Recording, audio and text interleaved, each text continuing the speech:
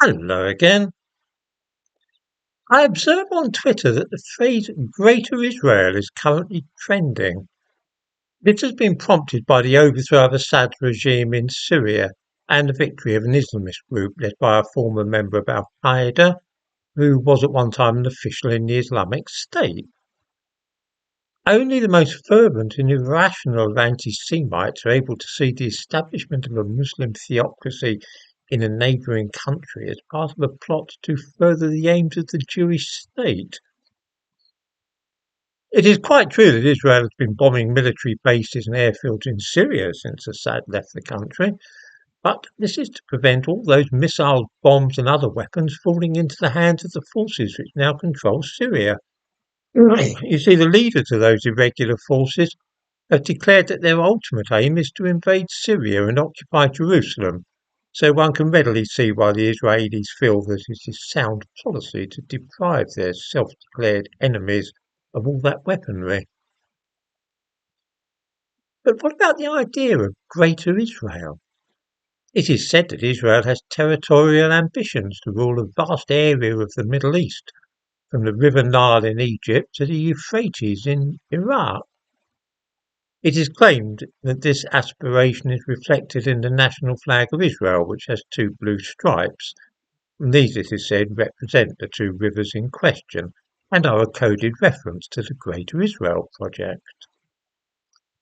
As to whether Israel is actually growing and seeking to expand into neighbouring countries, and a comparison has been made here with the German policy of Lebensraum, the idea that Germany wished to expand into Poland and Russia, we need only look back over the last 45 years or so.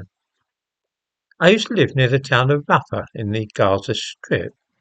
This was in late 1978 and the first half of 1979. At that time, Israel occupied and controlled the whole of the Sinai Peninsula, about 60,000 square kilometres, all the Gaza Strip, the whole of Judea and Samaria, which some people in the West call the West Bank, and much of southern Lebanon, up as far as the Litani River. It was quite a bit of territory. Since that time, Israel has shrunk dramatically, entirely by choice and as a result of conscious decisions made by successive governments. In 1979, the peace treaty was signed with Egypt and Israel gave up the whole Sinai Peninsula. That's 60,000 square kilometres of territory. They then surrendered control in large parts of Judea and Samaria. In 2005, they left the Gaza Strip entirely, and since then they've withdrawn their forces from South Lebanon. As a result of all these surrenders of territory which they once held, Israel now has an area of just 22,000 square kilometres, roughly the size of Wales. It is a tiny country.